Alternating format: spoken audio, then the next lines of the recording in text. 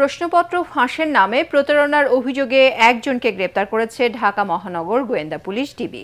রাজধানীতে অভিযান চালিয়ে বেসরকারি বিশ্ববিদ্যালয়ের শিক্ষার্থী স্বাধীন মিয়াকে গ্রেপ্তার করে তারা।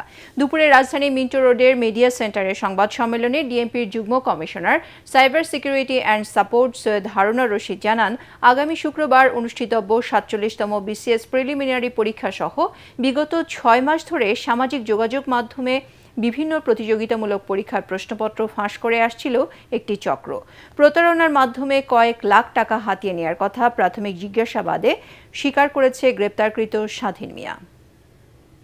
তার যে এই বিভিন্ন যে প্রতারণামূলক যে পোস্টগুলো করছে, সেখান থেকে যারা ইনবক্স করছে তাদের কাছ থেকে সে একটি নির্দিষ্ট পরিমাণ অঙ্কের টাকার বিনিময়ে সে প্রশ্নপত্র দিবে বলে সে তার ফেসবুকে পোস্ট করে।